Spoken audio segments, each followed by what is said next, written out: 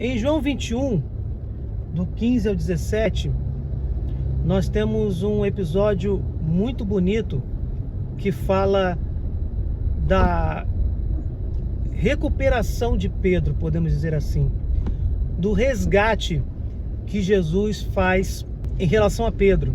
Porque lá em Mateus 16, do 16 ao 19, nós temos o episódio em que Jesus funda a sua igreja e dá ao Pedro a liderança visível da mesma. Tu és Pedro, e sobre esta pedra edificarei a minha igreja, e as portas do inferno não prevalecerão contra ela.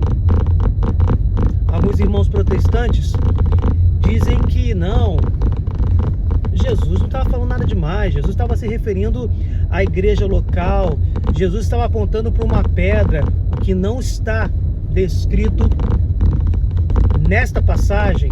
Às vezes Jesus faz alguns movimentos físicos que são importantes e que são descritos, como por exemplo, ele usa saliva para promover uma cura, ele se agacha no chão para rabiscar e dar um ensinamento, inclusive, de perdão. Mas, nessa passagem, Mateus 16, não é descrita nenhuma ação do nosso mestre, o que mostra que isso é irrelevante.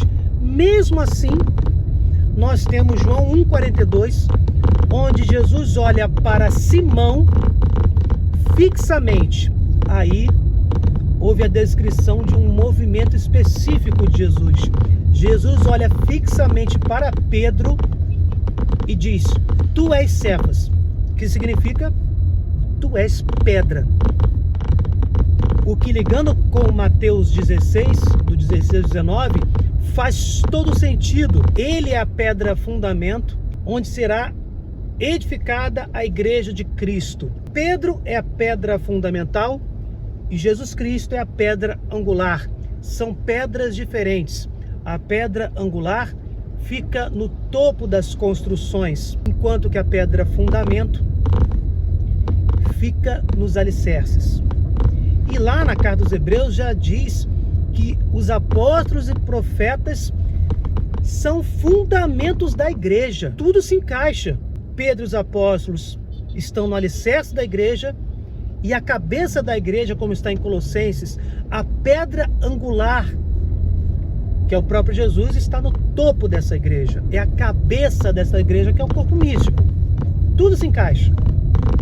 Jesus mudou o nome de Simão para Cefas, para pedra, tanto de forma muito clara em João 1,42, como de forma tácita em Mateus 16, 16 a 19. Mas além dessas duas passagens e de várias outras, onde Pedro é o primeiro a ser citado na lista dos apóstolos, onde Pedro toma a liderança dos apóstolos em várias passagens dos Atos dos Apóstolos, temos João 21, do 15 ao 17, que além de confirmar todas essas passagens, nos dá uma grande lição de vida para nós que estamos caminhando de mãos dadas com Jesus rumo à casa do Pai, peregrinando neste vale de lágrimas. Pedro, apesar de ser o líder dos apóstolos, apesar de receber em Mateus 16 as chaves do reino dos céus, o que confirma ainda mais a sua liderança, Jesus disse: eu te darei as chaves do reino dos céus.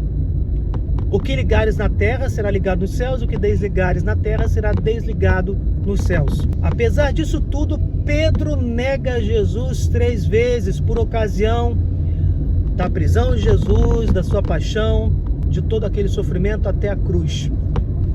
E quando Jesus já está ressuscitado,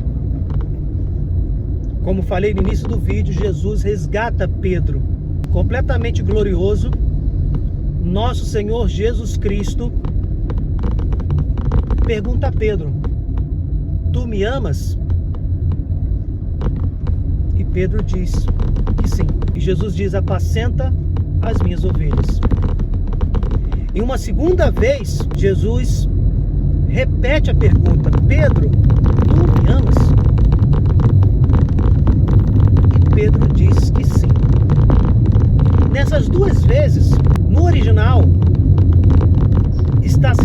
usado o amor em um dos seus 3 sentidos que temos no grego, que é o amor philos, o amor fraterno entre irmãos, o amor eros, que é o amor sexual, e o amor ágape, que é aquele que dá vida pelo próximo, que é o amor divino. Nessas 2 primeiras vezes, Jesus usa a conotação de philos. É como se Jesus tivesse perguntado por 2 vezes: você me ama como ama um irmão ou um grande amigo? Amor philos. Não é nem amor eros, nem amor ágape. Na 3ª vez que Jesus pergunta a Pedro: tu me amas? Pedro se entristece e diz: tu sabes que te amo, tu sabes tudo. E aí Jesus fala: apacenta as minhas ovelhas. Profetiza até como Pedro iria morrer. Só que desta vez, quando Jesus pergunta: tu me amas? Ele usa a conotação de ágape. Pela 3ª vez, como que reparando as 3 negações de Pedro, Jesus pergunta se ele daria a vida, se o amor que Pedro tem por ele é o amor ágape, o amor de dar a vida, no caso por Jesus. E é aí que temos um exemplo maravilhoso para todos nós cristãos. Quando temos o mandamento de amar a Deus sobre todas as coisas e também ao próximo como a si mesmo, que é o resumo dos 10 mandamentos, resumo este profundíssimo e proferido pelo próprio Senhor Jesus. E esse amor era o amor ágape, o mesmo amor que ele pergunta a Pedro pela 3ª vez: Pedro, você daria a vida por mim? É a esse nível que chega o seu amor? Pois é, meus irmãos, é com este amor que precisamos amar a Deus. Você está pronto para dar a vida por Jesus? Você está pronto para renunciar aos prazeres deste mundo? Você está preparado para dar a vida por Jesus Cristo, renunciando a ela, renunciando aos prazeres terrenos, renunciando às seduções do maligno, do mundo e de nossas próprias fraquezas, por Deus, por amor a Deus? Porque renunciar à vida não é simplesmente morrer fisicamente por Cristo, no martírio propriamente dito. Amar a Deus ao ponto de morrer por Ele é morrer para o mundo e abraçar os ensinamentos de Cristo.